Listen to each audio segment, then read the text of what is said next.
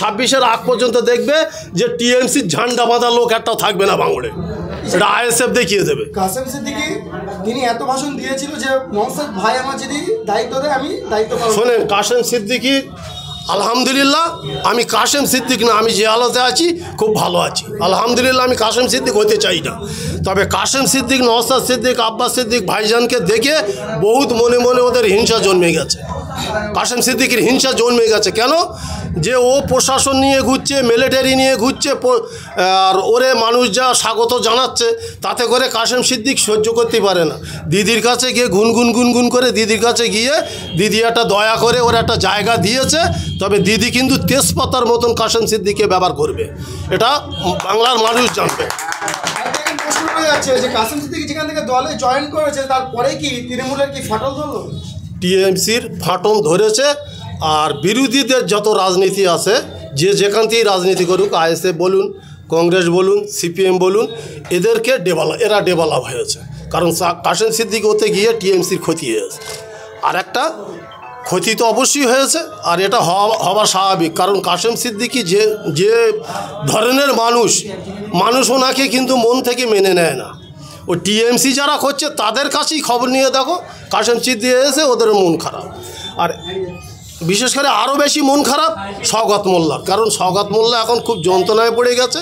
Kasem সিদ্দিকীকে salute করতে হবে এবং স্যার বলতে হবে, না হলে শওকত মোল্লা সাসপেন্ড হয়ে যাবে। লড়াই জারি থাকবে অবশ্যই বাবা। লড়াই মানে কি? শান্তশিষ্টভাবে লড়াই, বললাম না, কোনো হাঁকাচাল্লা হবে না, কোনো মারামারি হবে না। ওদের মারামারি ঝান্ডা বাঁধার লোক থাকবে না, কাদের সাথে লড়াই করবো আমরা ভাঙড়ে? টিএমসির ঝান্ডা বাঁধার লোক থাকবে না, তো আমরা তো লড়াইটা করবোটা কার সাথে? আরামে ভোট হবে, শান্তি শৃঙ্খলাভাবে ভোট হবে, এই হচ্ছে গল্প। জি, আমার নাম আলাউদ্দিন মোল্লা। আমার নাম আলাউদ্দিন মোল্লা।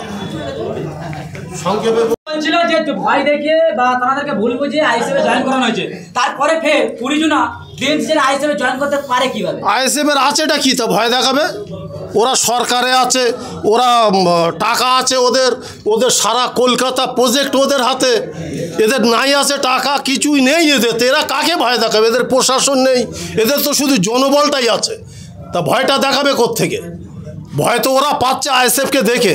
আর আইএসএফ 26 টিএমসি এই ভাঙড় থেকে নাচতে নাবুদ করে ছেড়ে দেবে। আপনি যে কথাগুলো বলছেন, খয়রুল নাকি এখানে ডাপড়ে নেতা, সেই খয়রুলের থেকে ভয় লাগছে না? কেন খয়রুলের থেকে ভয় লাগবে কেন?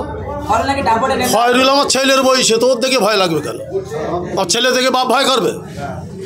ছেলের বয়সে খয়রুল, তো খয়রুলের দেখে ভয়টা আসবে কেন? রাজনীতির ময়দানে এসছে, আমি একটা দলকে ভালোবাসি, নওশাদ সিদ্দিকের ভালোবাসি, নওশাদ সিদ্দিকের দলের ভালোবাসি, আমি সাপোর্ট করছি। ও টিএমসির ভালোবাসে, টিএমসি সাপোর্ট করছে, তোর দেখে আমার ভয়টা আসবে কেন? লড়াই জারি থাকবে? অবশ্যই লড়াই মানে কি?